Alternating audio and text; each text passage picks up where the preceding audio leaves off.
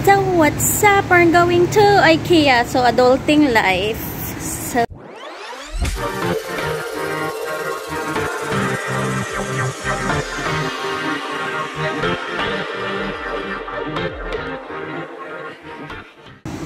So it's Saturday afternoon. So 12. Wala na po akong trabaho. At oras na para maglakotsa si Arlene. So may free time ako, so pupunta ako ng IKEA para bumili ng gamit sa bahay sa Pinas. Diba, adulting life, kailangan nating unahin muna yung mga kailangan sa bahay. So, let's go! So, bago tayo makarating doon, kailangan muna nating sasakay ng bus. So, bus. Binigyan ako ng oras ng amo ko. Take your time. So yes, I will take my time and enjoy the free time. Let's go! So dito banda yung nitinirahan namin is parang accessible talaga lahat-lahat siya. Is from the other side, may train station na 5 minutes. And dito banda, 5 minutes din walking distance na bus stop. So ngayon, tumatakbo ako at nakarating at nahabol ko yung bus na papunta diretso doon sa Alexandra IKEA. So ngayon, nasa bus na po tayo at uupo tayo. Bawal tayong tumayo ng matagalan. Hindi pa tayo okay. So ngayon is almost malapit na po tayo sa puntahan natin. So ngayon, ready to go out. Ready to go out talaga. Pero tinitignan ko talaga baka ako. Mas malayo pa talaga yung stop na mangyari pag talaga namang lumagpas. So ngayon, nakababa na po ako ng bus. So ito po ay harap ng hotel na kung saan ilang minuto lang makarating tayo sa IKEA. So ngayon, nandito na po tayo sa entrance. So nakita nyo entrance.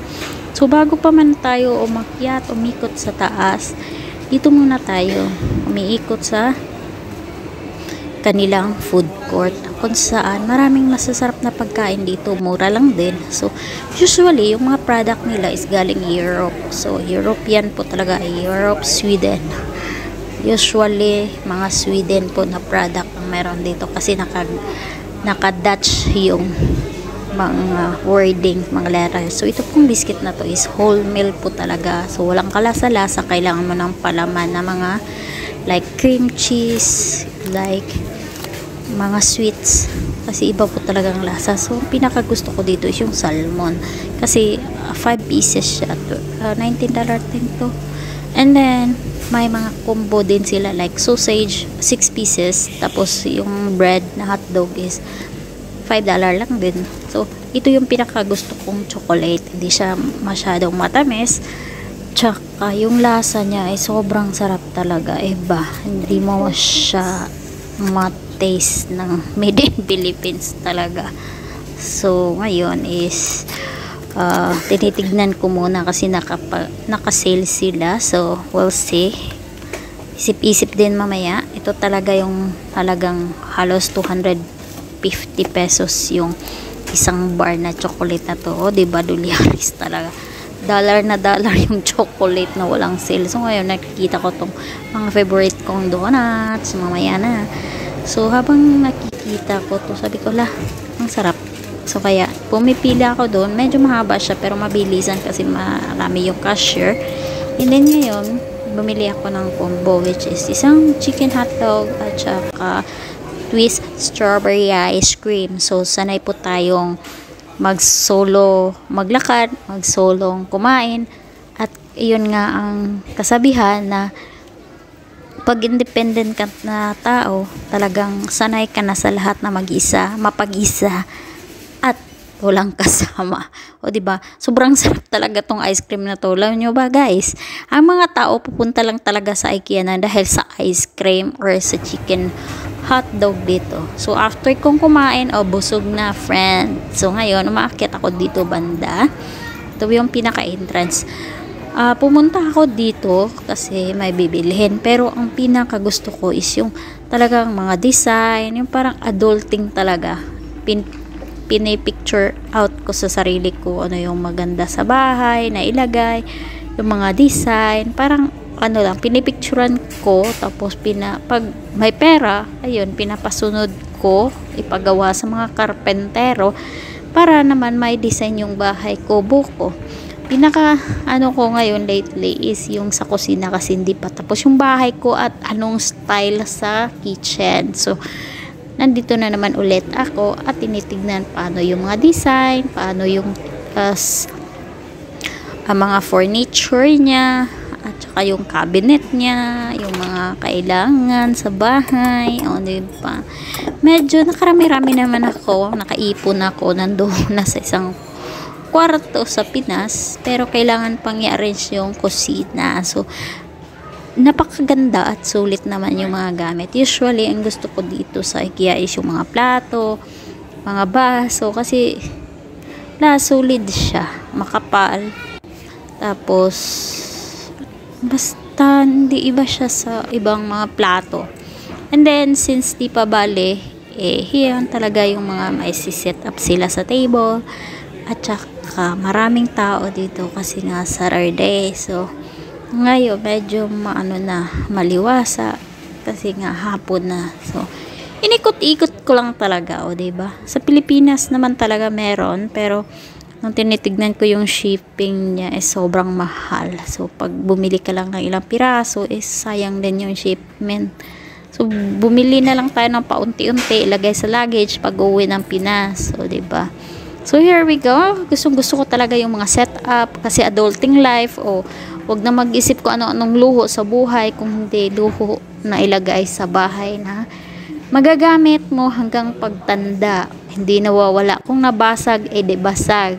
Pero pag yung mga binibili mo na hindi naman siya essential is useless. So, kailangan nating i-priority muna ang mga kailangan sa pang araw-araw, at pag uwi ng Pinas, may mga magagamit tayo.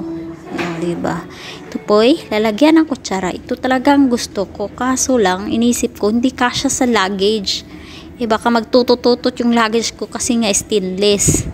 And then, ang pinaka ko is yung mga bedsheet dito. Maganda naman talaga ang mga gamit nila. Hindi gaano kamahal ngayon. Marami silang sale. And then, ang gusto ko yung sa kwarto. Paano yung design, paano yung mga wardrobe. Ay, nako naman. Yung mga sinindan ko na mga picture, wala ako doon na talagang actual na ipagawa ko is walang nangyari. Sabi ko, paano na to? Kaya kailangan kong umuwi at magpagawa na andun ako at yung gusto ko. So, adulting life talaga. So, bumili ako ng mga bowl at saka plato at saka kutsara kasi kulang yung mga gamit ko sa Pinas, sa bahay ko. Kasi hindi naman maraming tao sa bahay, 1, 2, 3, 4 kakain. May mga gagamit naman pag kumakain. Kaso lang pag may bisita ka, mas kailangan mo ng maraming gamit. Saan sila kakain pag wala kang gamit? O kaya bumibili din ako. So, sana hindi siya mabasag pag ilagay sa luggage, or palagyan ko na lang ng fragile para hindi siya isabay dun sa yung tapon-tapon na luggage. So, yun po yung naisip ko. Pero balutin ko siya ng wrap. So, ito yung pinakagusto ko, yung balat ng baka. Pero sobrang mahal. Maganda sana, pero pag nabasa to ng tubig, wala. Nangangamoy na at sayang lang yung pera mong binibili. At ito naman yung sa karnero, sa sheep. Kasi sobrang ganda, lambot niya. Ang problema lang kasi pag may aso yung bahay ninyo, basa, tapos pumasok sa kwarto mo, di basa lahat. Nangangamoy ng patayang ilaga. Kasi na-try ko na ewan ko talaga, hinugasan ko or sinabunan yung ganun na sa sahig. Talagang nangangamoy siya. At the end, tinapon namin. And then, kung akala nyo lang walang mga native na product dito sa IKEA, meron marami. So, ito po yung mga lights na ilagay, parang chandelier, pero mga design na siya na hindi naman gaano maal, medyo may kagandahan. So, pasok naman tayo dito bandas sa mga may mga orasan. O, diba, time is gold. So, kailangan may orasan na malakihan. Ang mga palaging natutulog, kailangan may alarm clock. So, after 2 hours kung pag-iikot, talagang hindi napigilan na binalikan ang chocolate at bumibili. So, here we go.